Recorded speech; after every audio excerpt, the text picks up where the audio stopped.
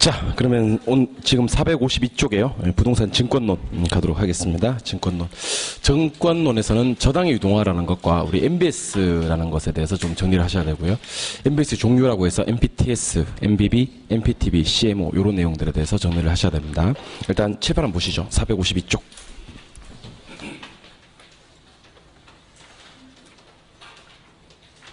일단 영어 단어 몇 가지를 좀 소개해 드리겠습니다. 에셋. 에셋이란 놈. 그 다음에 모기지. 모기지란 놈. 그 다음에 백키드. 백. 그 다음에 시큐리티. 큐리티. 그 다음에 본드. 본드. 이 단어들을 가지고 개념 정리를 한번 시작을 해보도록 할게요. 일단 칠판 보십니다. 에셋이라는 놈은 자산이라는 뜻입니다. 자산. 자산. 모기지라는 건 저당이라는 뜻이고요. 저당. 저당. 근데 우리가 이제 앞에서 배우셨죠. 부동산 금융은 토지금융과 주택금융이 있는데 주택금융이 주를 이룹니다. 그래서 우리가 일반적으로 저당이라고 얘기를 하면 이건 주택저당입니다. 그래서 앞으로 제가 저당 그러면 주택저당인갑다 이렇게 생각하시면 됩니다. 백이라는 것은 담보란 뜻이에요. 담보. 그래서 형용사로 표현하면 백키드 이렇게 하면 담보한 뭐 이런 뜻이 됩니다. 원래 시큐리티라는 것은 안전이라는 뜻이에요. 안전. 시큐리티 안전하다 뭐 이런 뜻인데 시큐리티를 복수형으로 바꿔버리겠습니다. 복수형. 복수형으로 바꿔버리면 전혀 다른 뜻이 됩니다. 시큐리티즈 하면 요거는 안전들 하는 게 아니라 증권이라는 뜻이 됩니다. 앞으로 시큐리티 이렇게 얘기를 하면 요거 증권인갑다 이렇게 개념 정리를 하시면 되고, 특히 우리 저기 왔다 갔다 하시면서 그 회사 그 증권회사 간판 한번 보세요. 간판 보시면 예를 들면 뭐 대우증권 같으면 간판 옆에 대우 시큐리티즈 이렇게 적혀 있을 겁니다. 시큐리티즈는 증권이라는 뜻이에요. 본드는 채권이라는 뜻이고요. 채권. 그래서 혹시 제가 이제 여러분들한테 MBS라고 얘기를 하더라고요. MBS. 그러면 그대로 직역하시면 됩니다. MBS는 주택저당권을 담보로 발행된 증권 이렇게 하시면 되고, 보통 요거를 생략을 하기도 해요. 그래서 주택저당증권 이렇게 얘기하기도 합니다. ABS라고 얘기를 하면 자산을 담보로 발행된 증권을 ABS라고 합니다. 그러니까 ABS하고 MBS하고 비교를 해보면, ABS하고 MBS를 비교해보면 자산을 담보로 발행된 증권은 ABS고요. 그 중에서 자산 중에서 주택저당권이 담보가 되어서 발행된 증권은 MBS가 돼요. 그러니까 현금할 수 있는 모든 자산을 담보로 발행된 증권은 ABS고, 그 중에서 주택 저당권을 담보로 발행된 증권은 MBS니까 ABS가 MBS보다 훨씬 더 범위가 좀 넓다라고 이해하시면 됩니다. ABS가 정말 중요하거든요. 정말 중요한데 우리 부동산 학에서는 부동산학 개론이기 때문에 ABS보다는 MBS를 위주로 공부를 할 거고, 구조는 똑같아요. 구조는 똑같으니까 MBS 위주로 공부를 할 거다. 하지만 ABS가 MBS보다는 보다 광의 개념이다. 그럼 주택저당권을 담보로 증권만 발행하는 게 아니고 주택저당권을 담보로 채권을 발행하기도 한다. 그거는 MBB가 되는 거예요. 그래서 우리 이제는 제가 이제 MBS 그러면 주택저당담보증권인갑다. ABS 그러면 자산담보증권인갑다. MBB 하면 주택저당권을 담보로 발행된 채권인갑다. 이 정도는 해주셔야 됩니다. 싫어요? 해야 되는데? 그러니까 이 정도 영어는 우리가 기억을 좀 해주시는 게 좋겠고. 그럼 이제 본격적으로 저당의 유동화라는 것에 대해서 한번 소개를 해드릴 텐데, 칠판 한번 보죠. 자, 자금을 필요로 하는 사람들을 자금의 수요자라 그래요. 수요자. 그 다음에 자금을 제공하는 기관을 금융기관이라고 합니다. 금융기관. 대출자죠. 대출자. 금융기관. 그럼 금융기관이 수요자한테 돈을 빌려줍니다. 일시불로 자금을 1억을 빌려줬다고 가정합시다. 1억. 그러면 금융기관은 수요자로부터 자금의 반대급부로 두 가지를 일단 받아옵니다. 첫 번째는 저당권 받아와요. 저당권. 저당권 그래도 되고 저당채권 그래도 됩니다. 저당권, 저당채권 관계없습니다. 두 번째로는 원리금을 받아옵니다. 원리금. 항상 여러분들 머릿속에 자금의 반대급부로는 두 가지가 온다 이 생각 기본적으로 하셔야 됩니다. 자금의 반대급부로는 첫 번째는 저당권, 저당채권이 오고, 두 번째는 원리금이 온다. 저당권을 왜 받습니까? 이렇게 물으면 이건 담보 기능을 하는 거예요. 담보라는 건 이제 혹시 얘가 돈을 빌려갔다가 돈을 안 갚을 수도 있거든. 안 갚았을 때 뭐라고 하냐면 못 갚겠어 배째 하면 은행은 한치 망설임도 없이 배를 째버립니다. 배째 하는 순간 바로 배 째버립니다. 어떻게 해요? 경매 실행합니다. 경매 실행해서 그 경매 가액으로부터 자기 채권을 회수할 수 있어야 되지 않습니까? 그죠? 그 권리가 저당권이 되는 거예요. 이제 선순위 이제 우리가 저당권을 가지고 있으면 우선 변제받을 수가 있는 권리가 있겠죠. 담보 기능을 하는 거고. 근데 담보는 부차적인 기능이에요, 사실은. 돈을 빌려주는 궁극적인 목적은 수익을 얻기 위해서입니다, 수익. 근데 원금은 수익이 아니에요. 원금은 따라해보세요. 자본 회수. 빌려준 돈을 그대로 회수하는 것에 불과합니다. 이자를 따라해보세요. 자본 수익. 요게 수익입니다. 그러니까 결국 이자 수익을 목적으로 은행은 돈을 빌려주는 겁니다. 하지만 그 이자를 담보하기 위해서, 원리금을 담보하기 위해서 저당권을 받는 거다. 어쨌든 자금의 반대급부는 두 가지가 온다. 첫 번째는 저당권, 두 번째는 원리금. 저당권은 왜 받습니까? 담보. 원리금은 왜 받습니까? 수익. 이때 수요자와 금융기관 사이에서 이루어지는 저당시장을 우리는 1차 저당시장이라고 하고, 그렇다면 요 금융기관은 우리가 1차 대출기관이라고 하는 거예요. 1차 기관. 1차 저당시장은 수요자와 금융기관 사이에서 저당권이 처음으로 형성되고 저당권이 처음으로 설정되는 그런 시장입니다. 형성 또는 설정되는 시장을 우리는 1차 저당시장이라고 하는 거예요. 근데 1차 저당시장만 존재했을 때는 상당히 큰 문제점이 하나가 있습니다. 어떤 문제점이 있냐면 금융기관이 돈이 1,000억 있다고 쳐봐요. 예를 드는 겁니다. 1,000억 있다. 그러면 이제 한 사람에게 1억씩 빌려줬습니다. 그러면 1,000명한테 돈을 빌려주고 나면 돈이 뚝 떨어져 버리고 없어요. 아니, 받잖아. 받긴 받는데 이걸 이제 우리 지난 수업에서 보금자리론 살펴봤잖아요. 최단 만기가 10이었고 최장 만기가 30년입니다. 빌려준 1,000억을 고스란히 다 회수하려면 최단 10에서 최장 30년까지는 기다려야 된다는 문제점이 있는 거예요. 그러니까 자금이 원활하게 회전이 되지 못하고 단지 딱 1,000명한테 자금이 고정화되어 버리는 현상이 발생할 수 있다는 겁니다. 그러면 이렇게 하지 말자. 돈을 빌려주고 받아온 저당권을 가지고 있지 말고 요거를 예쁘게 상품으로 만들어서 포장해서 팔아버리자는 겁니다. 그걸 우리는 저당의 유동화라고 하는 거예요. 유동화는 뭐냐? 금융기관이 대출해주고 돈 빌려주고 받아온 저당권을 예쁘게 포장해서 투자자들에게 팔아. 이 투자자들은 저당권 사는 놈들이에요. 저당권 사는 놈들. 일로 뭐가 넘어가냐면 저당권이 넘어가는 것이. 저당권 사고 얘들이 자금을 제공한다고. 자금을. 그 자금을 또 수요자에게 대출해주고 나면 또 뭐가 넘어와요. 저당권이 넘어오지. 그걸 또 팔아. 팔면 또 뭐 들어오고. 자금. 그럼 대출. 그럼 또 저당권. 팔아. 자금, 대출, 또 저당권. 이게 저당이 유동합니다. 따라서 2차 저당시장은 금융기관과 투자자 사이에서 이루어지는 시장인데 이걸 2차 저당시장이라고 해요. 자, 그러면 이렇게 봅시다. 1차 저당시장에서 반드시 나와야 될 놈이 있어요. 수요자예요, 수요자. 왜냐면 금융기관은 양다리 걸치고 있으니까. 1, 2차에. 2차에서 반드시 나와야 될 말은 투자자가 됩니다. 그럼 거꾸로 1차 저당시장은 누구와 누구 사이에서 이루어져 있다 이렇게 나왔어요, 지문에. 근데 투자자가 떠 있어. 그럼 X야. 1차에서 누가 나와야 돼? 수요자가 나와야 돼. 2차는 누구와 누구 사이에서 이루어져 있다 이렇게 지문이 떴어. 근데 거기 수요자가 있어. 그럼 X야. 2차에 누가 나와야 돼? 투자자. 1차에서만 나올 수 있는 놈이 누구고? 수요자. 2차에서만 나올 수 있는 놈이 투자자. 이게 바로 이제 저당이 유동화되는 시장입니다, 유동화. 저당권이 매매되고 유동화되는 시장이에요. 그럼 대답하세요. 저당이 유동화되는 시장은 1차입니까? 2차입니까? 2차.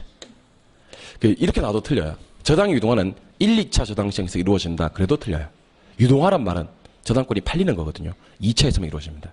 저당의 유동화에 결정적인 역할을 하는 시장은 몇 차? 2차가 된다. 알겠죠? 네, 두 번째. 그러면 금융기관이 이제 투자자들에게 저당권을 판매하고 자금을 받아서 대출을 하려고 하는데 금융기관이 일일이 투자자들을 찾아다녀야 되느냐? 그렇지 않다는 거죠. 투자자들이 일일이 금융기관을 찾아다녀야 되느냐? 그렇지 않다는 거죠. 자, 우리가 부동산을 사고 팔 때 중개업소 가듯이 유동화도 유동화를 중개하는 기관이 있습니다. 유동화 중개기관. 유동화 중개기관, 우리나라의 대표적인 유동화 중개기관은 어떤 기관이 있냐면 한국주택금융공사라는 회사가 있어요. HF 배운 적 있습니까? 배운 적 있죠, 이거? 예. 한국주택금융공사에다가 금융기관 저당권을 넘기기만 하면 돼.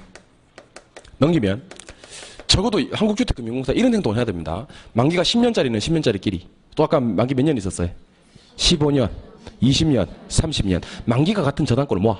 10년짜리끼리 모으고, 20년짜리끼리 모으고, 15년짜리끼리 모으고, 30년짜리끼리 모으고 이렇게 모은다는 겁니다. 모은다는 것을 좀 유식한 말로 집합이라고 하기도 하고요. 집합이라고 하기도 하고요. 영어로 표현하면 저당 풀 이렇게 얘기를 합니다. 풀. 그 저당을 집합시켜요. 시켜가지고 그 저당권이 집합된 걸 담보로 해서 증권을 발행합니다. 그 증권의 이름이 MBS입니다. 그럼 이 MBS가 먼저 얘기해보죠. 뭐를 집합해서 주택저당권을, 주택이라는 말을 쓸까요? 예. 주택저당권을 뭐해서 집합해서 그걸 담보로 발행된 증권, 주택저당담보증권 MBS를 발행하게 되는 겁니다. 얘들은 결국 하나하나의 개별 저당권을 사오는 게 아니고 그걸 집합시켜서 그걸 담보로 발행된 증권인 MBS를 사면 되는 겁니다. MBS를 사고 그 대가로 자금을 제공하고 그 자금은 얘한테 전달이 되는 거죠.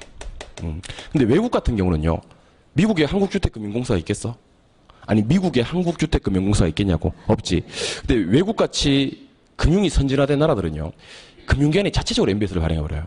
우리나라처럼 유동화 중개기관을 통하지 않고. 그런데 금융기관은 MBS를 발행하기 위해서 설립된 회사는 아니잖아요. 그죠? 그래서 MBS를 발행하기 위해서 페이퍼 컴퍼니를 만들어요. 서류상으로만 존재하는 회사를 만들었는데 그 회사 이름이 SPC라는 회사예요. SPC. 이건 그대로 직역하면 됩니다. 따라해보세요. 스페셜 퍼포즈 컴퍼니. 그러니까 스페셜 퍼포즈 컴퍼니는 특수 목적 회사예요. 특별 목적 회사라고요. 뭐 발행이라는 MBS 발행이라는 특수한 사명을 띠고 이 땅에 태어난 회사를 우리는 SPC라고 합니다. SPC. 그러니까 두 개 회사 다 MBS를 발행한다는 것은 공통점인데 차이점이 굳이 있다면 HF 한국주택금융공사는 실체가 있어요. 실체가. 그러니까 혹시 한국주택금융공사를 실제로 보고 싶으신 분들은 오늘 손 마치고 4호선을 타요. 범기역에서 4호선을 타고 한 45분, 한 50분 정도 가면 서울역 나오죠. 서울역. 서울역에 내려서 3번 출구로 나와. 3번 출구로 딱 나오면 1층에 스타벅스 있을 거야. 그 건물이 한국주택금융공사 건물입니다. 한국주택금융공사 3번 출구로 나오면 됩니다. 3번 출구로. 그러면 그 1층에 스타벅스 있고 2층부터 7층까지인가가 한국주택금융공사고 8층부터 마지막 층까지가 YTN 건물입니다. 그래서 한국주택금융공사 구경, 문 닫게, 오늘 노동자의 날이라서 문 닫혀 있을 거예요. 예. 아무튼 그 구경 한번 하고 오시기 바랍니다. 한국주택금융공사 실체가 있는 회사예요. 근데 SPC는 아까 말씀드렸잖아요. 페이퍼 컴퍼니 명목회사라 그래요. 이름만 존재하는 회사. 이름, 명자 써서 명목상의 회사다. 근데 공통점은 둘 다 MBS를 발행한다. 우리나라 같은 경우는 왜 한국주택금융공사가 개입을 해서 MBS를 발행하느냐. 요걸 한번 따져볼까요? 투자자들이 주로 누구냐면 기관들이에요. 기관. 어떤 기관들인지 제가 살짝 소개해드리면 물론 개인이 MBS를 살 수도 있지만 대부분 MBS는 기관들이 삽니다. 어떤 기관이냐면 연기금이나 생명보험회사 같은 애들입니다. 그 연기금이나 생명보험회사 같은 애들은 연금을 받고요. 보험료를 받는단 말이지. 그리고 이걸 갖다 운용을 해야지. 해서 나중에 보험금도 지급하고 매달 연금도 지급해야 될 거 아니야. 그럼 자산을 운용할 때 얘들이 바라는 게 딱 세 가지를 바랍니다. 일단 첫 번째는 안정성이 있어요. 얘들은 안정성 있어야 돼요. 왜냐하면 위험한 데 투자해가지고 안전성 위험한 데 투자해가지고 홀라당 다 날려버리면 연금 지급 못하고 보험금 지급 못한단 말이야. 그래서 일단 안전성 있어야 되고 두 번째는 장기적으로 운용할 때를 찾습니다. 여러분들이 국민연금에서도요 주식에 투자를 하거든요. 근데 걔들은요 한번 주식 투자를 하면요 웬만하면 뭐 이렇게 단타 치고 빠지고 하는 게 아니고 오랫동안 투자를 해요. 장기적으로 안목으로 수익 운영할 수 있어야 됩니다. 세 번째가 수익성이에요. 수익성. 그러니까 기관들이 바라는 건 딱 세 가지예요. 그럼 세 가지만 만족해 준다면 MBS 팔아먹는 건 시간 문제라는 거예요. 근데 첫 번째 안전성이 있느냐 하는 걸 우리가 생각하셔야 돼요. 안전성이 있느냐. 자 보세요. 돈을 빌려갔죠. 근데 얘가 못 갚아 해버렸어요. 못 갚아. 얘가 얘한테 안 주는 거야. 물론 경매 실행하면 되긴 되죠. 근데 그럼 얘가 돈을 못 갚았어. 그럼 얘가 뭐라고 하냐면 이걸 어쩌나 이 제가 안 주는데 돈을 못 주는 거야. 그럼 얘도 얘한테 오씨 못 받았어요. 못 주겠어요. 하면 얘가 안정적으로 MBS를 투자할 수가 없게 된다는 거지. 그래서 우리나라는 한국주택금융공사를 통해서 MBS를 발행하게 되고 아까 얘들이 지급보증을 한다 그랬어요. 기억나십니까?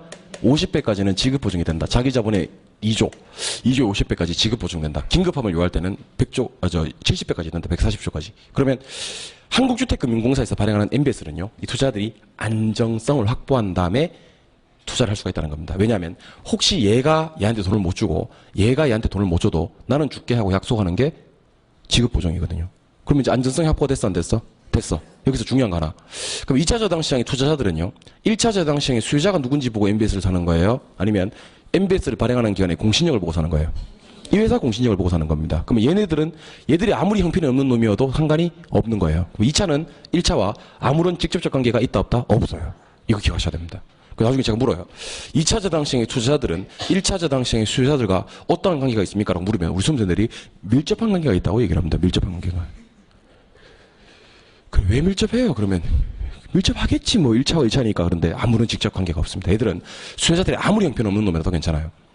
지급보증을 하는 기관의 공신력을 보고 사면 되는 겁니다. 두 번째, 장기성. 장기성은 말 안 해도 돼요. 왜 장기성을 말 안 해도 되냐면 최단 만기가 몇 년이에요? 10, 최장 30년. 그러니까 이 자산 운용을 하는 그 기관 투자자들은요. MBS라는 상품은 상당히 메리트가 있는 상품인 게 10년 동안 30년 동안 따박따박 수익을 얻을 수 있는 거지. 그래서 장기성도 되고. 세 번째 수익성. 수익성은 이렇습니다. MBS 샀을 때 수익률을 우리는 저당 수익률이라 그래요. 무슨 수익률이요?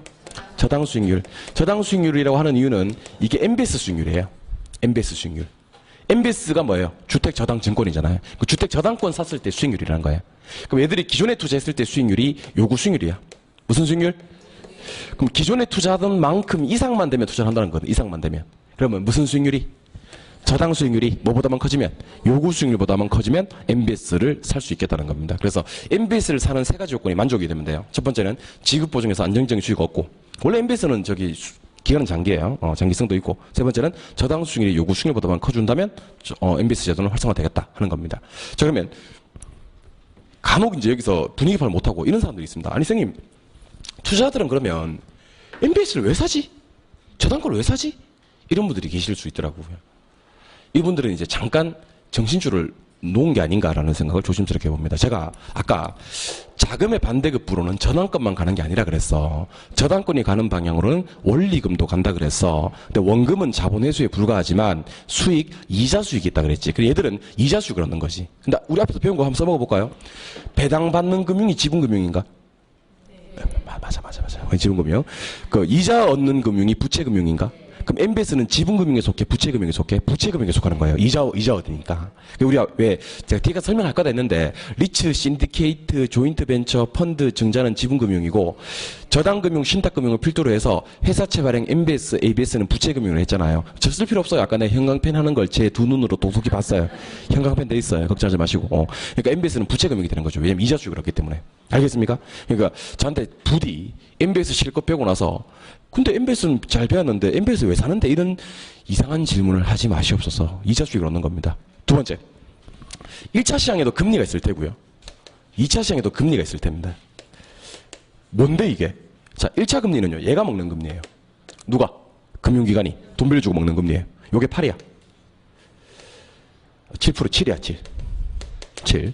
2차 시장의 금리는 누가 먹는 금리예요? 얘가 먹는 금리예요. 얘가 만약에 8이에요. 그럼 대답하겠습니다. 1000억을 빌려주고 이자가 70억이에요. 7%면 1년에.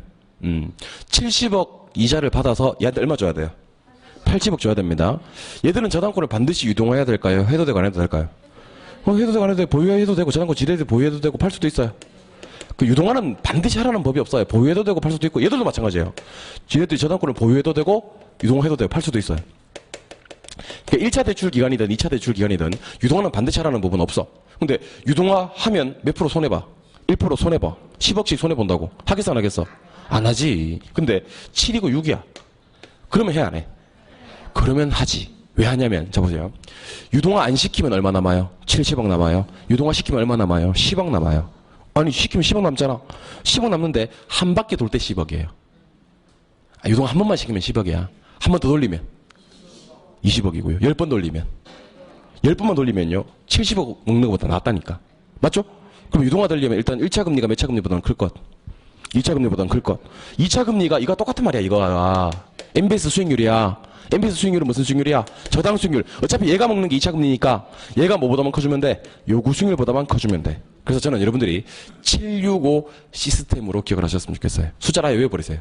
그러니까 앞으로 저한테 결혼 배우신 분들은 대답하는 겁니다. 1차 얼마? 7. 2차 얼마? 6. 2차와 같은 말이 뭐예요? 저당 수익률. 요구 수익률 얼마?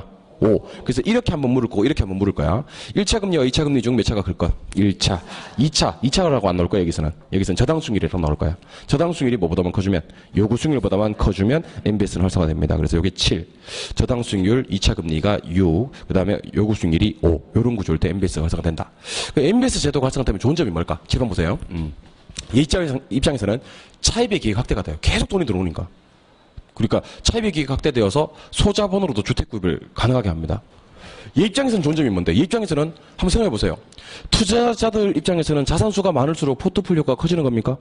그럼 MBS라는 상품이 딱 등장하면 자산수가 늘어납니다. 투자자 대상수가. 그러면 포트폴리오의 선택의 폭이 확대가 되고 지급 보증해 주기 때문에 안정적이고 장기적인 수익 획득이 가능하게 되겠죠. 제일 중요한 건 얘 입장인데 얘 입장. 금융기관 입장에서는 MBS 제도가 활성화되면 어떤 점이 좋을까요? 그러면 일단 첫 번째는 대출 여력이 확대가 돼요. 돈을 빌려줄 수 있는 능력. 대출 여력이 확대가 됩니다. 두 번째, 은행의 자기자본 비율이라고 하거든요. 통상 8% 이상은 돼야 돼. 자기자본 비율을 BIS라 그래요. 뭐라고 한다고요? BIS. 은행의 자기자본 비율이 높아집니다. 돈이 계속 들어오니까 BIS가 높아지지. 세 번째, 유동성. 유동성은 자금력을 얘기하는 겁니다. 유동성이 감소해요, 증가해요? 증가하는 겁니다. 그러면 금리 위험이나 유동성 위험은 증가한다, 감소한다? 감소합니다. 그래서 시험에 어떻게 하면 나온 적이 있냐면 유동화 제도가 활성화되면 금융기관 입장에서는 유동성이 감소한다고 나온 적이 있어요. OX, X. 어떻게 하시냐면 화살표시 다 위로. 근데 위험 뜨면 감소. 이렇게. 한번 해볼게요. MBS 제도 활성화되면 대출 여력이 확대, BIS 상승, 유동성 증가, 유동성 위험은 감소. 이렇게. 그 유동성은 증가, 유동성 위험은 감소. 따로 기억하셔야 될 것 같아. 근데 이렇게 공부하지 말고 그럼 이렇게 합시다. 전부 다 증가고 뭐 뜨면 위험 뜨면 감소. 이게 MBS 제도의 기본적인 토대, 골격이 되는 겁니다. 그래서 일단 기본적으로 1차 저당 시장 누구와 누구 사이에서 이루어지고 2차는 누구와 누구 사이에서 이루어지는지 알아야 되고 유동화의 결정적인 역할을 하는 시장 얘다. 얘들은 얘와 직접적인 관련이 없다. 얘들은 저당권을 보유해도 팔아도 되는데 팔려면 1차 금리가 2차 금리가 더 높아야 되고 얘들이 MBS를 사게 만들려면 저당 수익률이 요구 수익률보다는 커야 된다. 기본적으로 요 개념을 머릿속에 넣어 놓으시기 바랍니다. 자, 그러면 유동화가 되면 좋은 점은 뭘까? 유동화 활성화되면 좋은 점. 첫 번째, 적은 돈으로도 한정된 돈으로도 한정된 재원으로도 상당히 많은 차입자에게 자금을 공급할 수가 있게 됩니다. 많은 차입자에게 자금을 공급할 수 있게 된다. 무슨 말이냐면 한번 생각해 보세요. 유동화되면 1,000억만 있어도요. 은행은 1,000억만 있어도 대출해주고 저당권 받아서 팔아버리고 또 1,000억 조달해서 또 돌려버리면 또 2,000명한테 이렇게 돈을 조금만 가지고 있어도 상당히 많은 사람들에게 자금을 공급할 수가 있게 되고 이론적으로는 무한대 대출도 가능합니다. 투자자들이 MBS를 계속 사준다면. 두 번째, MBS가 되면 다른 자본시장이 침체되었을 때 침체가 되면 자금이 갈 데가 없어지는데 이 자금 흐름의 왜곡을 막을 수가 있어요. 왜곡을 방지한다. 막을 수가 있다. 침체되면 자금 흐름이 왜곡되는 것을 방지할 수 있다. 이게 화랑일 때가 아니고 침체되었을 때입니다. 세 번째. 하지만 유동화 효과는 간접적이고 장기적인 효과로 보는 게 맞습니다. 간접적이고 장기적인 효과. 절대로 직접적이고 단기적인 효과로 보시지는 마시기 바랍니다. 자, 절 보고. 투자자들이 MBS를 사는 목적은 주택경기 활성화와 내 집, 서민들의 내 집만을 위해서 사는 겁니까? 아니면 지네 수익 얻으려고 사는 겁니까?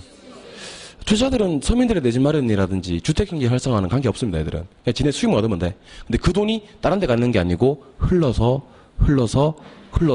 수요자들에게 전달이 되기 때문에 유동화 효과가 단기의 효과는 아니에요. 장기의 효과고 일차적인 효과는 아니고 먼저 간접적인 그런 효과로 보시는 겁니다. 유동화가 되면 한정된 재원으로도 많은 사람들에게 자금 공급할 수가 있음. 자본시장이 침체되었을 때 자금 흐름의 왜곡을 할 수 있음. 방지할 수 있음. 유동화 효과는 간접적이고 장기적이다. 이렇게 보시면 됩니다. 두 번째, 우리 지분이라는 개념하고요, 채권이라는 개념하고를 조금 구분을 할 거예요. 지분, 채권은 상당히 중요한 개념인데 여러분들 잘 모르시는 분들이 계실까 봐 제가 여러분들 이해하기 쉽도록 조금 각색을 해서 소개를 해드리도록 하겠습니다. 그리고 앞으로 살아가면서 지분, 채권에 관련된 개념은 정리를 해두시는 게 좋습니다. 여러분들 지분, 채권 칠판 보시기 바랍니다. 지분, 채권 여러분 이해하기 쉽도록 제가 각색해서 소개해드리도록 하겠습니다. 갑니다. 칠판. 여러분들 저기 주무시는데 죄송한데 요거 좀 들어주셔야 돼요. 요거는 듣고 좀 주무셔야 됩니다. 이거는 좀 중요한 거예요. 중요합니다. 그래서 자, 주무시는데 깨워서 미안합니다. 요거만 듣고 주무세요. 요거 참 중요해서 그렇습니다. 자, 일어났네. 자, A라는 회사가 1,000억의 자금을 조달하고 싶어요. B라는 회사도 1,000억의 자금을 조달하고 싶어요. 그 조달할 때 자금 조달 방법으로 지분으로 자금을 조달할 수도 있고요. 채권으로 자금을 조달할 수도 있으니 각각 어떻게 우리가 기억을 해야 될까에 대해서 정리를 한번 해보도록 하겠습니다. 먼저 지분으로 자금을 조달할 때는 어떻게 해야 되냐면 이 투자자들한테 이 1,000억을 잘라요. 회사 이 1,000억을 갖다가 자산을 잘라서 이렇게 해서 투자를 사기 좋게 만들어서 이거 판매합니다. 판매. 그러면 얘는 이 회사에 뭐를 투자하냐면 자금을 투자하면서 지분을 취득하는 거예요. 지분 투자자가 되는 거지. 주식회사라면 주식을 발행하면 되는 거고, 주식을 취득하는 거고. 그럼 자금을 제공받아서 얘들한테 뭐를 해줘야 되냐면, 일단 한번 보세요. 자금을 제공하는 순간요, 얘는 이 회사랑 운명을 같이 해요. 그러니까 이 회사가 이 자금 받아가지고 1,000억으로 회사 운영을 잘해가지고 회사 지분 가치가 커졌어. 그러면 수익이 많이 날 수도 있고요. 물론 손해볼 수도 있습니다. 이렇게 이 쪼그라들어서 손실을 볼 수도 있고, 상장 폐지가 되면서 제로가 되어서 휴지 조각이 될 수도 있어요. 그럼 질문. 지분 투자는 수익이 10배 날 수도 있나? 30배도 되나? 아, 가능합니다. 그럼 수익이 높아야 낮아요? 높아요. 수익이 하나 더 있어요. 얘들이 가만히 있을 놈들은 잘 되면 실적을 막 배당해줘요. 뭐 한다고요? 실적을 배당해줘요. 그리고 수익이 커요. 대신 위험도 커요. 그럼 지분 투자자들은 투자 성향이 어떠냐면 공격적이에요. 인생 뭐 있어? 한 방인데? 이런 애들이 지분 투자자들이에요. 그 얘들은요, 위험한 걸 알면서도 수익이 높다면 투자하는 놈들입니다. 자금도 얼마 조달하냐면요, 1,000억을 다 줘버립니다. 1,000억을. 그러니까 1,000억치를 딱 판매하면 자금이 얼마 조달돼? 1,000억이 조달돼. 따라서 초과적인 담보를 잡을 필요가 없어. 이게 우리가 흔히 얘기하는 지분의 형태입니다. 그럼 지분에 대해서 한번 얘기해보죠.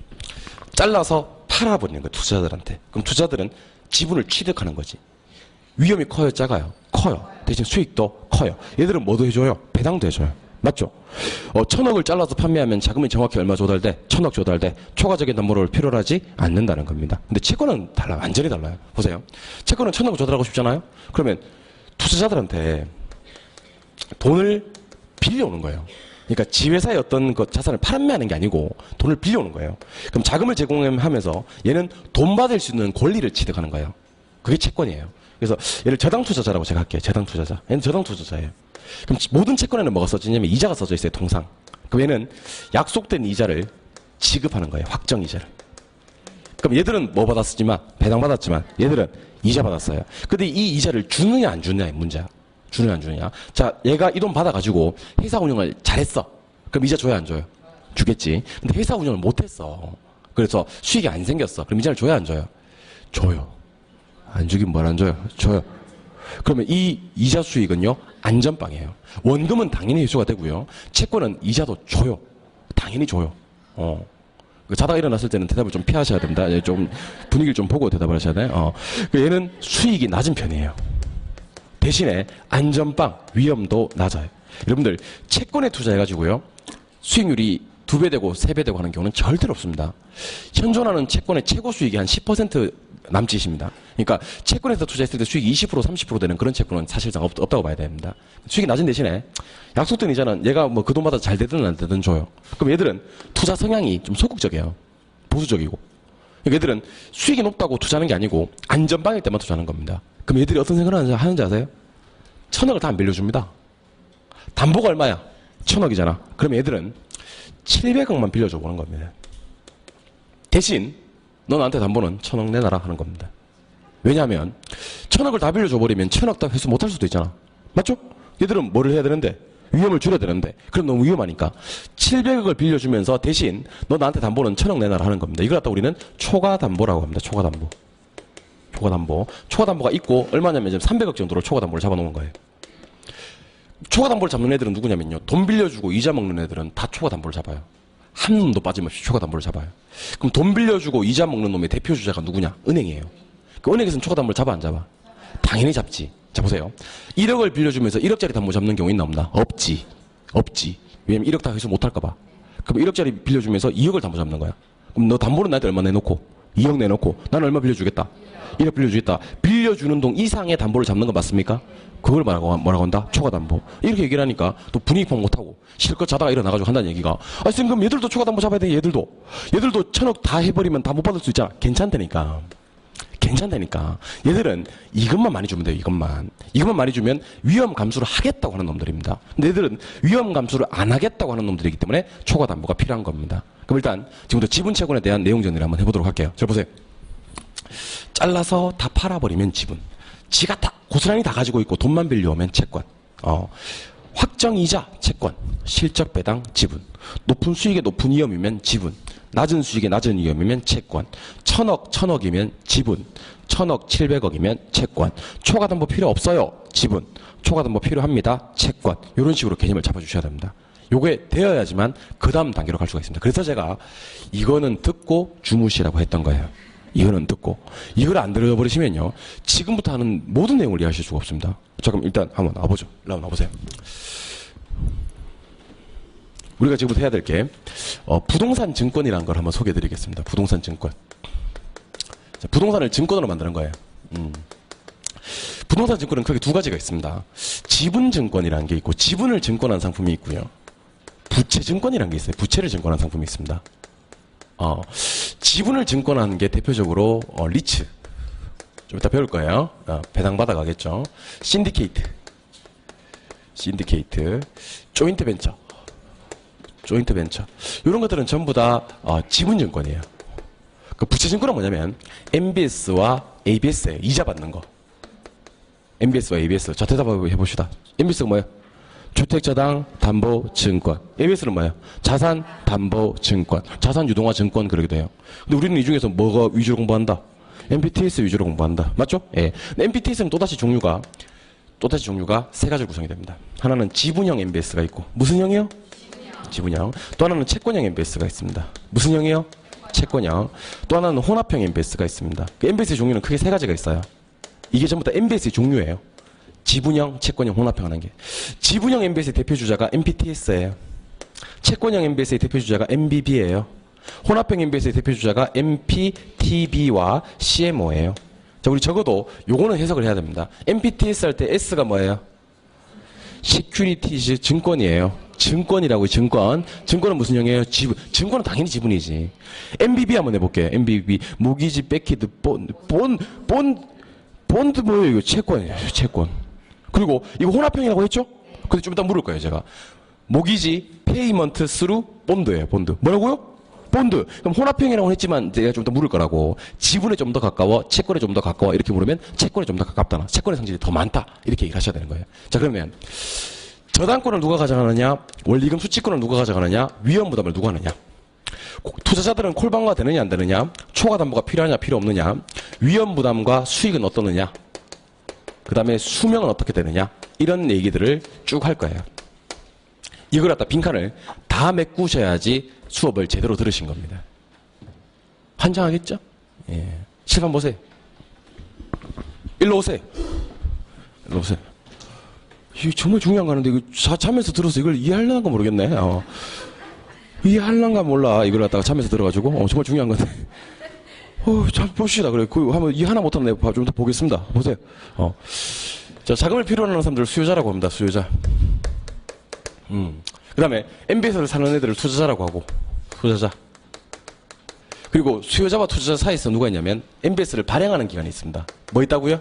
발행기관. 그래서 제가 아까 그려드린 그림에서 무엇과 무엇을 합쳤냐면 금융기관하고 유동화 중개기관 합친 거예요. 왜 합쳤냐면 금융기관이 MBS를 발행할 수 있나 없나? 있지. SPC를 통해서. 맞죠? 한국주택금융공사가 MBS를 발행할 수도 있고. 그래서 그 발행기관, MBS 발행기관을 이렇게 표시를 한 겁니다. 자, 그럼 대답하세요.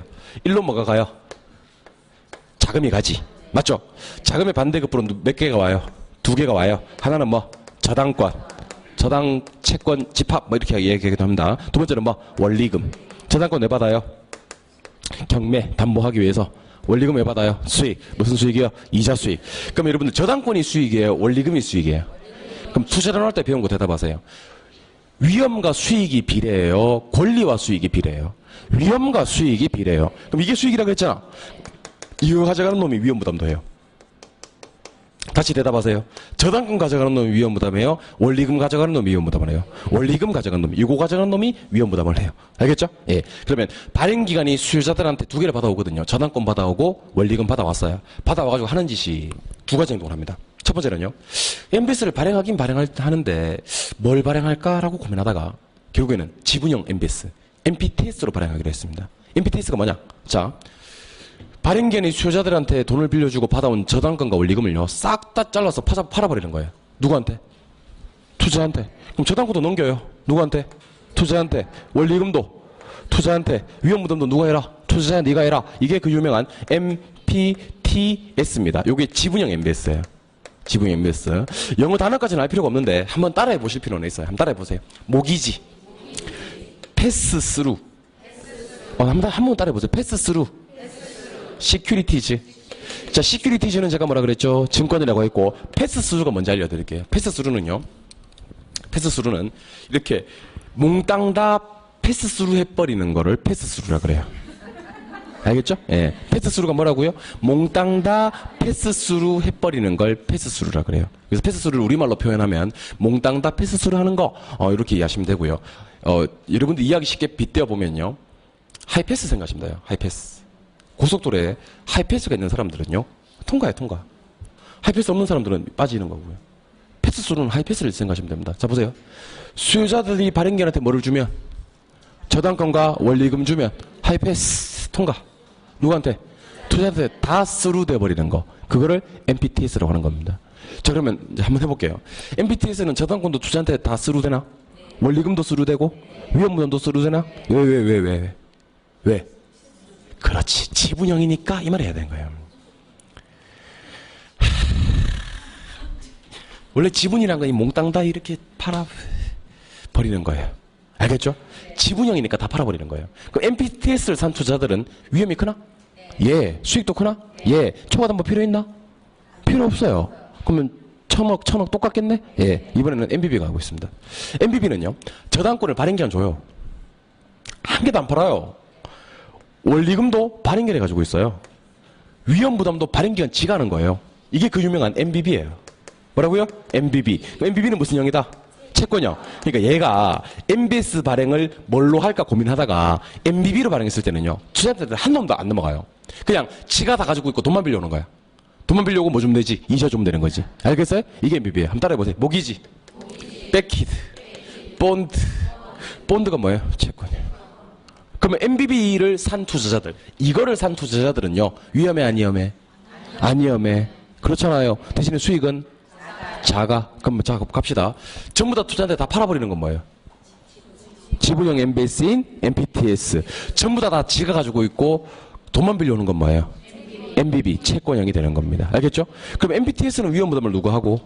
투자자가 하고. MBB는 위험부담을 누가 해요? 발행기간. 근데 여기서 말하는 위험은요, 조기상환 위험이에요. 무슨 위험이라고요? 조기상환. 이게 왜 조기상환 위험인지 알려드릴게요. 7번 보시기 바랍니다. 채무불이행 위험. 채무불이행 위험은 MPTS고 MBB고 나발이고 다 얘가 하는 거예요. 채무불이행 위험은. 왜냐면 얘가 아까 뭐 한다 그러냐면 지급보장한다 그랬거든요. 혹시 얘가 채무불이행을 하더라도 나는 줄게 약속이 된 게 MBS라고. 그럼 채무불이행 위험은 무조건 누가 한다? 얘가 하고. 알겠죠? 그건 시험에 안 나와. 무조건 얘가 하는 거니까. 그럼 시험에는 뭐가 나온다? 조기상환 위험이 나옵니다. 그럼 지금부터 조기상환이 뭔지 알려드릴게요. 7번. 만기가 20년이에요. 몇 년이요? 만기 20년이에요. 그럼 얘는 20년간 얘한테 뭐를 해야 돼? 원금과 이자를 지급해야 돼. 맞죠? 근데 갑자기 얘가 마음이 변했어요. 그래서 5년 만에 싹 다 조기상환 해버렸어요. 나머지 돈을 다 갚아버렸다고? 맞아요? 아니, 그럼 얘들은 5년 만에 돈을 다 받는 걸 좋아할까요? 싫어할까요? 아까 말씀드렸잖아. 투자자들은 장기적인 수익을 바란다 그랬잖아요. 5년 만에 수익이 뚜껑 해버리는 거야? 좋아, 안 좋아? 안 좋아. 일단 발행기는 조기상을 받았어. 받아가지고 하는 짓이 두 가지가 행동을 해요. 첫 번째는요, 받아가지고 지가 위험부담 안 해요. 던져요. 누구한테? 투자한테. 그럼 결국 위험부담 누가 했네? 투자가 했네. 이거 뭐라 그랬어요? 아까 제가 M, P, T, S. 두 번째는요, 지가 위험부담해요. 얘한테 위험을 던져 못 던져? 못 던져. 그럼 이건 누가 위험부담하는 거야? 발행기간. 요게 뭐라고요? M, P, B. 그럼 대답하세요. MPTS는 누가 위험부담해야 돼? 투자가 위험부담해야 됩니다. 조기상환 받아야 돼, 안 받아야 돼? 받아야 돼. 받아야 돼. MBB는요, 위험부담 누가 해요? 발행기관이에요. 투자자들은 조기상환을 안 받아도 돼요. 20년간 계속 방어하면서 원리금 받을 수 있는 거예요. 네가 받았든 말든 나는 방어하겠다. 자, 그러면 투자자들은 조기상환을 좋아한다, 싫어한다? 싫어한다? 그럼 조기상환을 받고 싶어한다, 안 받고 싶어한다? 안 받고 싶어한다. 그걸 갖다 우리는 콜방어라 그래요. 뭐라고 한다고요? 콜방어. 콜방어가 뭐냐면 조기상환이 들어왔을 때 투자들이 방어하는 걸 콜방어라 그래요. 근데 MPTS 샀을 때는 누가 위험부담하기로 했어? 투자가 위험부담하기로 했지? 방어하면 돼, 안 돼? 안 돼. 방어 못 해. MPTS는 콜방어 안 돼요. 지가 위험부담 해야 되니까. MBB는 누가 위험부담 해줘요? 발행기간. 근데 발행기간에 간 보는 거예요. 간 보는 거예요. 자, 내가 분명히 MBB 샀는데 얘가 뭐라고 하냐면 저 혹시 미안한데 제가 조기상환 받아서 그런데 조기상환 안 받으실래요? 하는 겁니다. 그 MBB 투자들은 뭐라고 하냐면 버럭 화를 내면서 무슨 짓이야? 내가 MBB 샀는데 하고 방어하시면 돼요. 알겠죠? MPTS는 요 가드를 내려야 돼요. 받아야 돼요. 왜냐면 내가 위험부담하기로 했기 때문에 대신 수익을 많이 다오. MBB는 가드를 올려요. 올려서 방어하면 돼요. 그럼 누가 위험부담하는 거야? 발행기간. 투자를 위험부담 해, 안 해? 안 해. 콜방어할 수 있다, 없다? 있다. 다시. MPTS는 누가 위험부담? 투자 위험부담. 콜방어 되고 안 되고? 안 되고. MBB는 누가 위험부담? 발행기간. 콜방어.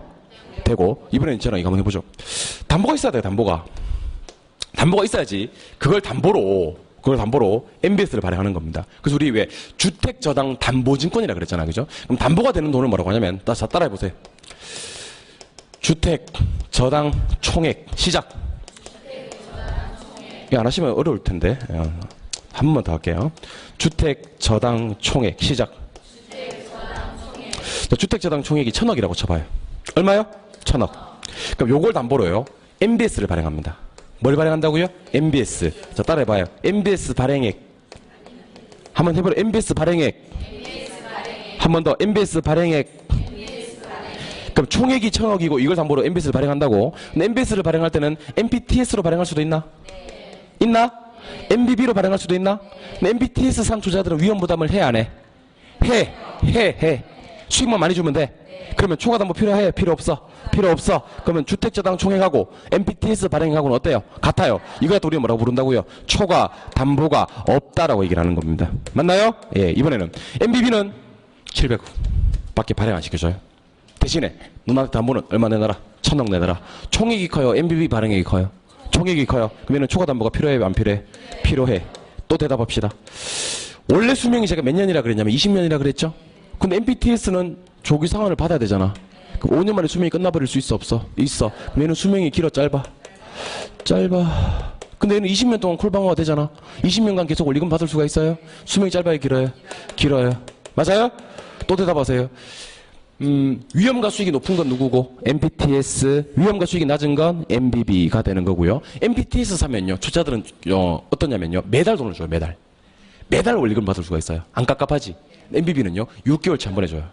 6개월 동안 기다려야 돼요. 그러니까 MPTS는 매달 원리금을 지급하는 데 반해서 얘는 6개월 단위로 자금을 지급합니다. 그러다 보니까 MBB 투자자들은요, 좀 느긋한 사람이 투자해야 돼요. 가늘고 길게 가려는 사람들이 투자해야 돼요. 근데 MPTS 사는 사람들은요, 좀 짧고 굵게 끝내는 사람들 MPTS를 사셔야 됩니다. 이게 잘못 사면요, 살 일도 없겠지만 혹시 사신다면 자기 성향에 맞지 않는 걸 사면 사실 골치 아픕니다, 이거. 이게 MPTS와 MBB입니다. 근데 이번에는 조금 특이하게 이렇게 한번 해볼게요.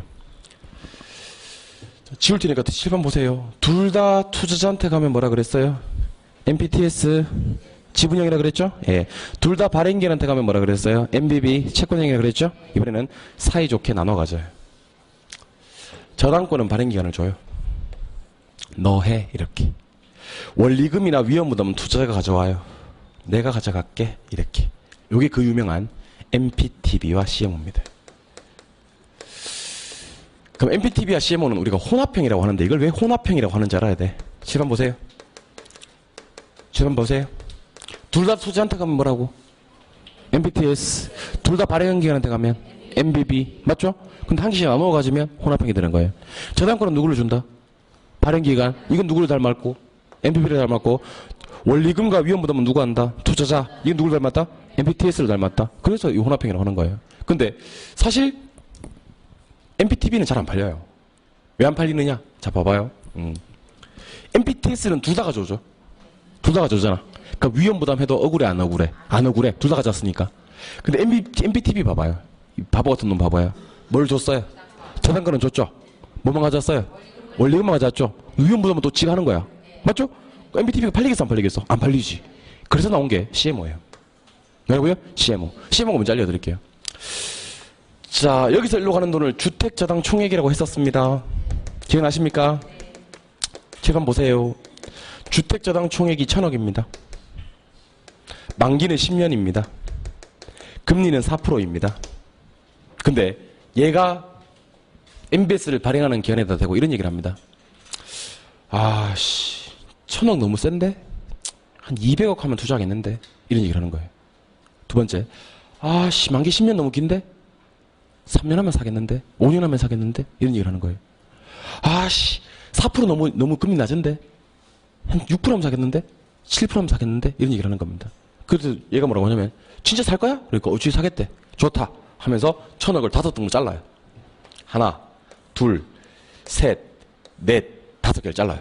잘라서 만기 3년짜리, 만기 5년짜리, 만기 7년짜리, 만기 9년짜리, 만기 10년짜리로 구분을 합니다. 그리고 금리를 3.5. 금리 3 할게 3. 3.0. 3.5. 4. 4.5. 5.5 뭐 이런 식으로 금리를 다르게 가져갑니다. 이걸 갖다 우리는 CMO라고 해요. 그럼 CMO는 주택저당 총액을 몇 개 일단 그룹으로 배분을 합니다. 일단은. 그리고 각 그룹마다 만기와 금리를 다르게 가져갑니다. 동일한 만기 그러면 안 돼요. 예, 만기 다르고 이자율도 다릅니다. 전혀 다른 상품 전 딱 펼쳐놓고 입맛대로 고르시오 하는 겁니다.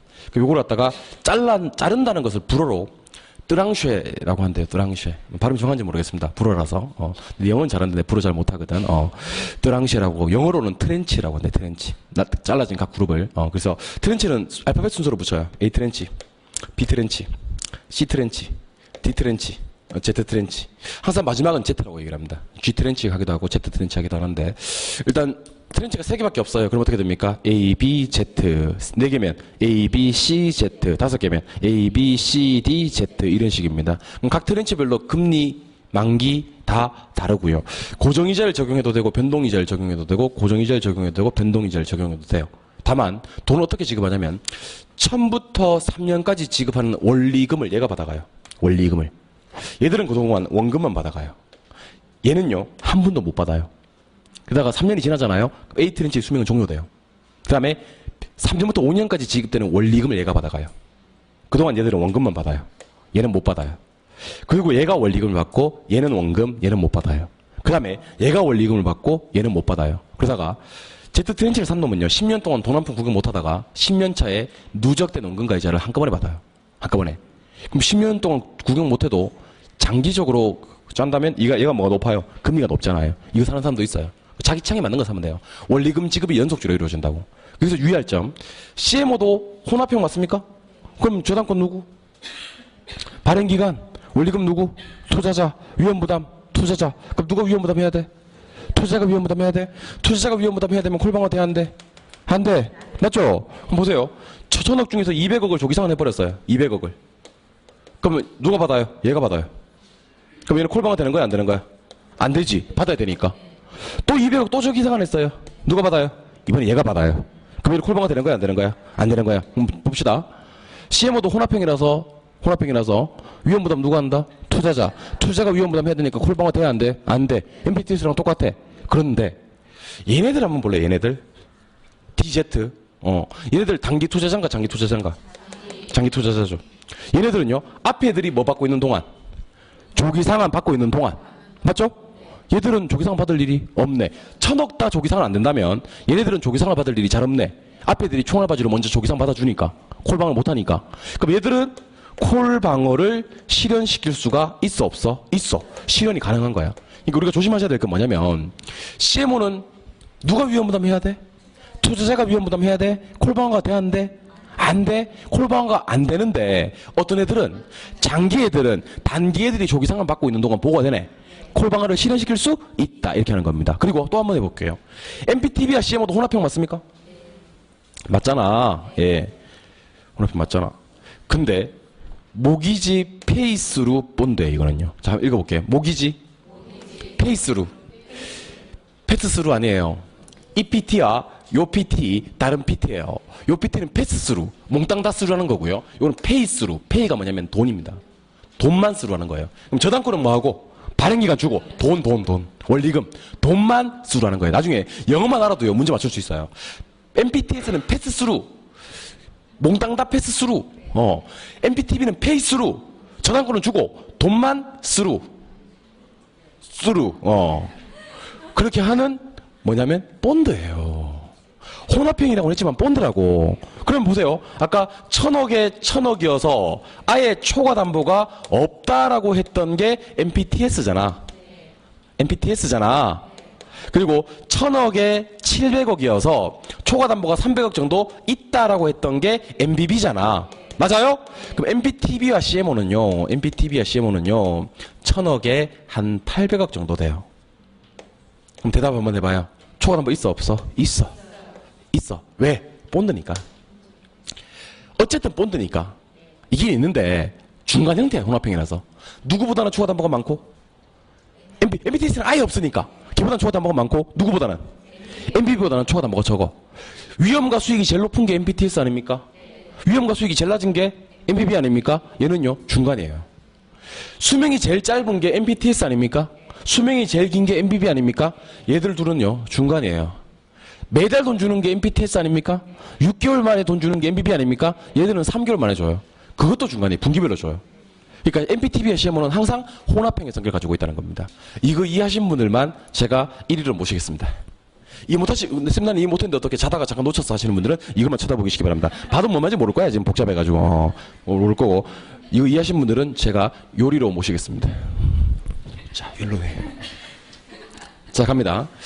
부동산 증권은 무슨 증권과 무슨 증권이 있어요? 지분증권과 부채증권. 지분금융을 얻기 위해서 발행된 증권을 지분증권이라 하고요. 부채금융을 얻기 위해서 발행된 증권을 부채금융이라 그래요. 부채증권이라 그래요. 지분증권 어떤 거 있어요? 리츠, 신디케이트, 조인트 벤처. 부채금융은 MBS, ABS. 일단 이건 둘 다 이자 수익 얻는 부채금융이야. MBS는 또다시 무슨 형? 지분, 채권, 혼합. 자, MPTS 뭔지 알죠? 모기지 패스스루 하는 시큐리티즈예요. 맞아요? 그럼 대답하세요. 저당권 누구? 투자자. 원리금 누구? 투자자. 위험부담 누구? 투자자들은 콜방화 돼, 안 돼? 안 되지. 지가 위험부담하기로 했는데. 맞죠? 예. 총액담보는? 없어. 그러면 총액하고 MPTS 발행이 똑같나? 아, 똑같아. 얘는 똑같아. 총액하고 똑같아. 천억. 위험은 제일 크나? 수익도 제일 크고? 수명은 길고 짧고? 저걸 이해하시면 이걸 이해해야 돼요. 다시 저당권 2, 원리금 2, 위험부담 2, 콜방어 안 돼, 초과담보 없어, 천억이 똑같아. 위험과 수익은 제일 크고 수명은 짧아. 그리고 뭐 여기다 매월 돈 준다 이런 것도 적어놓을까요? 돈 준다. MBB 저당권 발 누군데 그러면 안 돼. 발행기간이에요. 예. 원리금 발, 위험부담 발, 콜방어 되고 초과담보 커요. 총액이 커요. 천억에 700억. 맞죠? 예. 그다음 위험부담 수익은 작아. 수명은 길고 얘는 6개월 단위로 돈 줘요. 맞아요? 예, 혼합형 한번 해볼게요. 혼합형은 같이 갈게요. 예. 저당권은 누구? 페이스루란 말 기억하셔야 됩니다. 저당권은 수루 아니에요. 페이만 수루예요. 예. 원리금 돈이잖아. 페이스루 2. 위험부담도 2. 자, 대답하세요. 투자가 위험부담 하나? 투자가 위험부담 하나? 콜방화 돼야 안 돼? 안 돼. 안 된다고. 하지만 CMO는 안 된다고 하고 장기 투자자들은 가능하다. 됐어요? 예. 초과담보는 제가 세모 해볼게요. 세모 해볼게요. 세모 이해됩니까? 얘는 초과담보 제로, 얘는 초과담보 300, 얘는 초과담보 200 중간 정도. 세모 모르겠어요? 그럼 누구보다 초과담보 많고 MPTS보다는 많고 MPB보다는 적고. 맞아요? 위험과 수익은 중간, 수명은 중간 3개월 분기별로. 됐습니까? 이거 이해하시면요, 한 문제가 여러분들의 품으로 가요. 한 문제가. 쌤, 내 한 문제 포기하고 이거 안 할래? 하시면 안 돼요. 여러분들 나중에 MPTS는 MBS의 종류는 어려워서 안 하고, 수입 방식 어려워서 안 하고, 계산 문제는 계산 문제에서 안 하고, 차 띄고 포 띄고 하면 나중에 한 개도 없어요. 한 개도. 예. 쌤, 이걸로 한 문제를 맞춘다면 나는 당당히 안 하겠어요 하시는 분들은 나중에 안 할게 엄청 많아요. 책이 막 4분의 1로 줄어요. 안 할게. 엄청 많아집니다. 그러니까 이거 하시옵소서. 자, 일로 오시죠. 총정리. MBS 종류는 몇 가지가 있습니까? 3개. 무슨 지분형, 채권형, 혼합형. 지분이 뭔지 알죠? 예. 채권이 뭔지 알죠? 예. 혼합이 뭔지 알죠? 예, 그럼 한번 해보는 겁니다. MPTS는 저당권 누구? 2. 원리금 2. 위험부담 2. 콜 안 돼. 맞죠? 예, 초과담보 없어. 같아. 천억. 알겠죠? 예. 위험과 수익은 가장 크고 수명은 짧고 어떻게 해요? 매달. 맞죠? MPB 저당권 발, 원리금 발, 위험부담 발, 콜방어 돼. 초과담보 오케이. 총액이 크고 발행액은 작아요. 700밖에 안 돼. 맞죠? 예. 위험과 수익은 가장 낮고 수명은 길어. 6개월 단위로 돈 주고. 맞죠? MPTB CMO 저당권 발, 원리금 2, 위험부담 2, 콜 안 돼. 근데 CMO는 장기는 가능은 하고. 초과담보 있어 없어? 있어. 있는데 세모. 누구보다는 많고 TS보다는 많고 BB보다는 적고 중간 정도. 맞아요? 예. 그 다음에 수명은 중간, 위험과 수익도 중간. 그 다음에 자금 이체는 3개월마다 이루어진다는 겁니다. 알겠죠? 이걸 기억하셔야 됩니다. 기억 못하시면 안 돼요. 교재 밑줄 긋겠습니다. 저분 계속 자다가 밑줄 긋는다 이게 일어났어요. 1시간 내내 자다가 이게 밑줄의 위력이에요. 이게 밑줄의 위력. 밑줄 그을게요. 그럼 깜짝 놀라도 일어나네. 예. 여러분들의 이제 마음을 알아요. 제가 내가 이거라도 해야지 하는 그런 거죠. 예. 밑줄이라도 그어야죠. 교재 보겠습니다. 452로 갑니다. 452. 자, 452에 가셔서 제1절에 저당의 유동화 제도라는 거 나옵니까? 예, 별표 3개 때려주세요. 첫 번째 줄에 밑줄 합니다. 저당권 자체를 하나의 상품으로 유통되게 하여 신용 창조의 수단으로 활용하는 것 밑줄 하시고 상품이란 말의 형광펜 위에다가 MBS라고 써봐요. 상품이란 말의 형광펜 위에다가 MBS 썼어요. 예, 두 번째 줄에 밑줄합니다. 대출자인 금융기관은 한정된 부동산 금융 재원을 이론적으로 무한대로 대출해 줄 수 있게 된다. 밑줄 하시고 한정된에 동그라미 하시고 한 줄 내려와서 무한대에 동그라미 하세요. 오른쪽 페이지 가로 1번에 1차 저당 시장이란 말이 나옵니까? 옆에다 밑줄 하세요. 옆에다가 수요자 금융기관 저당이 설정 형성까지 밑줄을 쫙 그어버리시고 설정 형성이란 말에 형광펜 하세요. 동그라미 1번에 수요자 차입자 형광펜하고 그 옆에 금융기관 1차 대출기간 형광펜 하세요. 했어요? 예. 2번 첫 번째 줄 끝에 저당권을 보유하기도 하고 보유 동그라미 한 줄 내려가서 팔기도 한다. 팔기도 동그라미 팔기도 하고 2번 2차 기간입니다. 옆에 밑줄 그으세요. 대출기간 투자자 저당이 유동화 매매 밑줄 그으시고 유동화 매매 형광펜 그리고 동그라미 1번에 대출기간 유동화 중개기간 형광펜 대출기간 유동화 중개기간 형광펜 그 옆에 투자자 형광펜 요것도 2번 마지막 줄에 보유란 말에 동그라미 하시고 2번 마지막 줄에 보유 동그라미 세 번째 줄에 그 줄 끝에 매각이란 말도 동그라미 하고 보유해도 되고 매각해도 되고 세 번째 줄에 있습니다. 3번에 밑줄을 쫙 꺼버리세요. 2차 저당 시장은 원래의 저당 차입자와는 직접 관계가 없고 저당에 유동하는 데 결정적인 역할을 한다. 밑줄 하시고 2차 저당 시장 형광펜 직접 관계 없고 형광펜 결정적인 역할 형광펜 그리고 제일 위에 그림 한번 볼게요. 그림 제일 위에 그림 보시면 수요자와 금융기관 사이에 그 1차 저당 시장이란 말이 있습니까? 거기다가 7% 한번 적어보세요. 1차 저당 시장 밑에다가 7%. 2차 저당 시장이란 말이 있습니까? 거기다가 6%라고 적어보세요. 6%. 그리고 투자자 보이십니까? 그 밑에다가 5%라고 적고 5%라고 적고 요구라고 한번 써보세요. 요구. 요구라고 썼어요? 그 다음에 아까 우리 2차 저당 시장 밑에 6% 적었잖아요. 그죠? 2차 위에다가 저당 수익률이라고 작게 한번 써보세요. 2차를 뭐라고 부르기도 한다? 저당 수익률. 그럼 질문 좀 드리겠습니다. 1차 금리가 높아요? 2차 금리가 높아요? 1차가 높네요. 예. 그 다음에 2차를 뭐라고 하기도 합니까? 저당 수익률. 이게 뭐보다는 커야 돼? 요구 수익률보다는 커야 돼. 예, 한 장 넘기십니다. 넘기시면 654쪽. 가로 3번에 저당 유동화의 전제 조건이란 말이 나올 겁니다. 저당 유동화의 전제 조건. 찾으셨습니까? 예. 먼저 동그라미 2번에 밑줄을 긋습니다. 1차 시장의 금리가 2차 시장의 금리보다 높아야 한다. 밑줄 하시고 높아야 동그라미. 3번도 밑줄 합니다. 저당 수익률이 투자자의 요구 수익률을 만족시킬 수 있어야 된다. 밑줄 하시고 만족의 동그라미. 그런 다음에 박스 안에 원대출 채권의 수익률 1차 저당 시장 있습니까? 거기다가 7% 밑에다가 저당 담보증권의 수익률 2차 저당 시장 있습니까? 거기다 6% 요구 수익률 밑에다가 5% 가로 4번 저당 유동화의 기능 및 효과로 가도록 합니다. 1번부터 5번까지를 묶으시고요. 1번 간접적 동그라미 장기적 동그라미 2번 밑줄합니다. 한정된 재원으로 보다 많은 수요자 공급자에게 자금을 공급 밑줄하시고 한정된의 형광펜 많은 형광펜 순서 바뀌면 안 돼요. 3번에 밑줄하세요. 자본시장 침체 시 자금 흐름이 왜곡되는 것을 방지할 수 있는 제도적 장치 밑줄하시고 침체란 말의 형광펜. 요거 활황이라고 나오면 안 돼요. 침체란 말로 나와야 돼요. 활황 X입니다. 밑으로 내려오시니까 표가 하나 나옵니까? 예, 표를 갖다가 4개를 묶으시고요. 중간에 금융기관이라고 되어 있는 거 그거 형광펜 해주세요. 그럼 일단 책을 한번 봅시다. 수요자 차입의 기회가 확대 동그라미. 금융기관 가볼게요. 대출 여력 확대 동그라미. BIS 상승 동그라미. 유동성 증가는 형광펜. 금리 유동성 위험 감소도 형광펜. 유동성은 증가, 유동성 위험은 감소. 투자자 안정적의 동그라미 하시고 그 옆에 지급 보증의 밑줄. 포트폴리오의 선택의 폭 확대 동그라미. 국가 정책, 주택 보급률 확대 동그라미. 사고 전환 동그라미.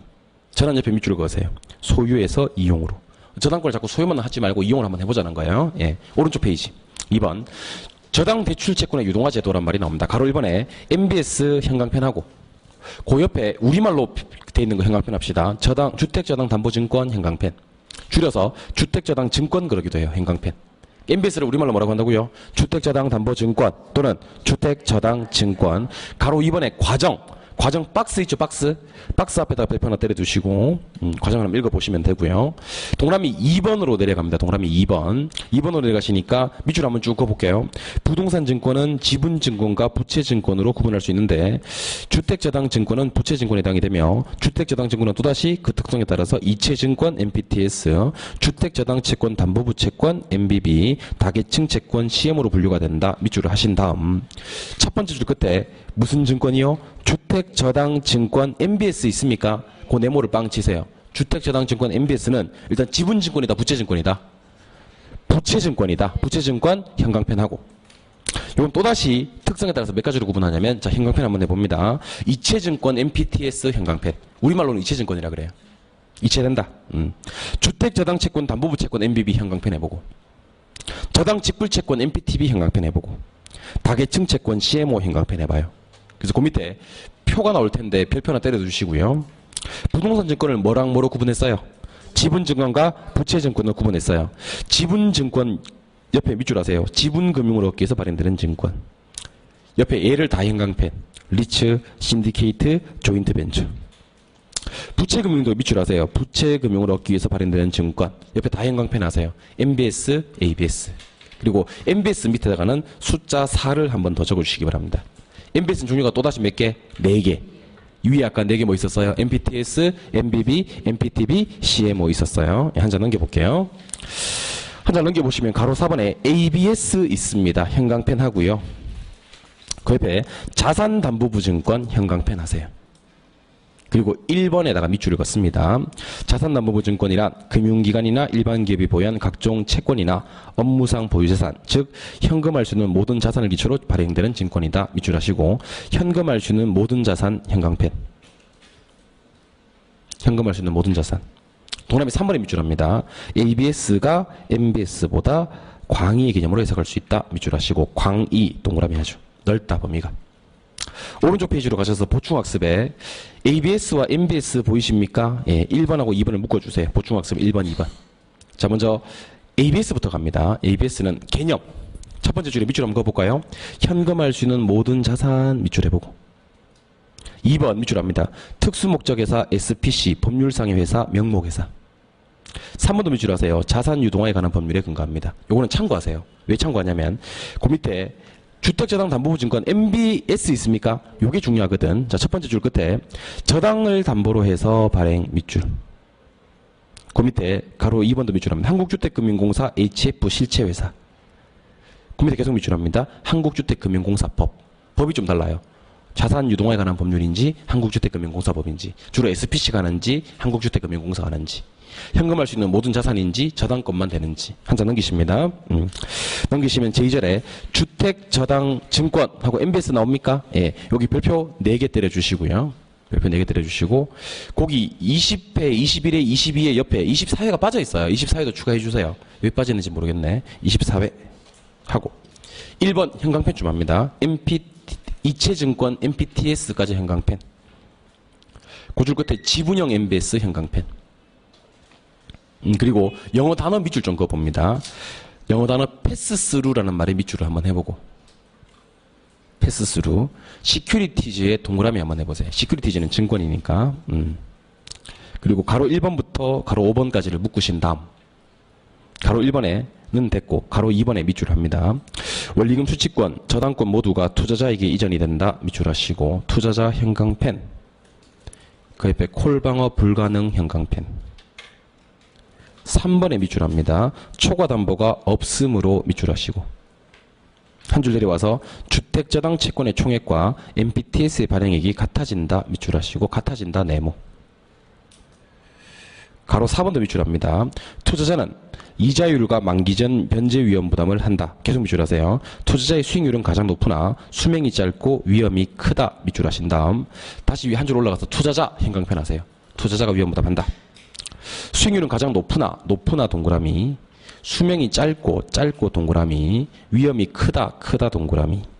5번에 매월 동그라미. 매월. 2번도 똑같이 합시다. 2번도 주택저당 채권 담보부 채권 형광펜, MBB 형광펜, 채권형 MBS 형광펜. 가운데 본드란 글자 동그라미. 그런 다음 가로 1번부터 6번까지를 묶으시고요. 가로 2번 끝에 형광펜 합니다. 콜방어가 인정. 가로 3번 두 번째 줄에 밑줄합니다. 저당 투자자와 투자자 간의 현금 흐름이 바로 연결되지 않는다. 밑줄하시고 바로 연결되지 않는다 형광펜. 가로 4번 싹 다 밑줄. 가로 4번 싹 다 밑줄하시고 발행기간이란 처음에 나오는 글자를 형광펜 해주세요. 발행기간이 다 가지고 있다. 가로 5번은 첫 번째 줄 끝에 밑줄합니다. 초과담보를 확보하며 주택저당 총액보다 MBB 발행액이 적다. 밑줄하시고 적다. 네모 빵 칩니다. 한 줄 내려와서 6개월이라는 글자 동그라미 하고요. 오른쪽 페이지 3번 저당대출 자동이체채권 MPTB 형광펜 하고요. MPTB 그 옆에 저당 직불채권도 형광펜 하고요. 한 줄 내려와서 혼합형 MBS도 형광펜 하세요. 그리고 중간에 페이스루라는 영어 단어 밑줄 하시고요. 본드는 동그라미 해주세요. 본드는 동그라미. 가로 1번부터 6번까지 묶으시고요. 가로 2번에 밑줄합니다. 주택저당권은 발행기간이 보유하고 원리금 수취권은 투자자에게 이전. 밑줄하시고 발행기간의 형광펜, 투자자란 말의 형광펜. 발행기간 형광펜, 투자자 형광펜. 가로 4번에 밑줄을 다 그어버리시죠. 그리고 중간 동그라미. 가로 5번도 밑줄을 다 그어버리시죠. 발행액이 많음으로 할 때 많음으로 동그라미 하고요. 초과담보물이 작다 동그라미 하세요. 많음으로 밑에다가 800이라고 써주시고요. 작다 밑에다가 200이라고 써주세요. 그럼 나중에 집에 가면 무슨 말인지 알 거예요. 1800이니까 초과담보 200밖에 안 된다. 가로 6번도 밑줄 하세요. 투자 조기 상환에 따른 위험은 투자자가 부담한다. 밑줄 하시고 투자자의 형광펜. 4번도 형광펜 합니다. 다계층 저당증권 형광펜, CMO도 형광펜, 구줄 끝에 다계층 채권도 형광펜, 혼합형 MBS도 형광펜. 혼합형 MBS. 가로 1번부터 6번까지를 묶어주시고요. 1번에 밑줄합니다. 저당권은 발행기간이 보유하고 원리금 수취권은 투자자가 보유한다. 밑줄 하시고요. 발행기간 형광펜, 투자자 형광펜. 가로 2번은 석줄을 다 밑줄 거시기 바랍니다. 가로 2번은. 석줄을 다 밑줄 그으시고 두 번째 줄에 형광펜 좀 합니다. 밑줄 그으신 다음에 만기가 다름으로 형광펜. 그 옆에 상이한 이자율 형광펜. 가로 3번 두 번째 줄에 밑줄합니다. 각 트렌치의 조기상환 위험은 투자자가 부담한다. 밑줄하시고 투자자 형광펜. 가로 4번 다 밑줄하세요. 고정이자율 적용되는 트렌치 있고 유동이자율 적용되는 트렌치 있습니다. 고정 동그라미, 유동 동그라미. 가로 5번에 밑줄합니다. 마지막 트렌치 Z 밑줄하시고 한 줄 내려와서 끝에 밑줄합니다. 원금과 누적된 이자를 한꺼번에 지급받는다. 원금과 누적된 이자를 한꺼번에 지급받는다. 한 줄 내려와서 끝에. 그 옆에 계속 밑줄합니다. 장기 투자자들이 원하는 콜방어를 실현시킬 수 있다. 밑줄하시고 장기 형광펜. 콜방어를 실현 형광펜. 장기 형광펜, 콜방어를 실현 형광펜. 그렇기 때문에 우리나라에서 대부분 형광펜. 우리나라는 대부분 CMO를 씁니다. 이것도 기억하셔야 됩니다. 시험에 나온 적이 있어요. 한 장 넘기시면 MBS의 종류라고 해서 표가 하나 나옵니까? 그거 우리가 방금 배운 거 정리한 거니까 별표 4개 때려주세요. 4개 때려주시고 표 한 번 더 봅시다. MPTS입니다. 무슨 형이고요? 지분형, 저당권, 투, 원리금, 투, 위험부담, 투, 콜방어, 불가능하고 초과담보 없어. 총액과 발행액이 똑같죠? 위험과 수익은 높고. 맞아요? 예. 그 밑에 MBB 채권형이죠. 발발발하고 콜방어 가능, 초과담보 있고 위험과 수익은 낮고. MPT CMO 발투투 하고 콜방어 안 되는데 CMO는 장기는 가능하죠. 초과담보는 있고 위험과 수익 중간 하시면 되는 겁니다. 오른쪽 461종은 했어요 안 했어요? 했는지 아닌지 모르겠지만 필기가 돼 있죠? 예, 그럼 한 거예요. 예. 462, 463 다 했어요. 다 했고 4696 갑니다. 469. 469로 가시면 제4절에 부동산 금융의 동원 방법이란 말이 있습니까? 요거는 좀 간단합니다. 별표 4개 때려두시고 조금만 쉬셨다가 469쪽에 부동산 금융의 동원 방법부터 가도록 하겠습니다. 쉬겠습니다.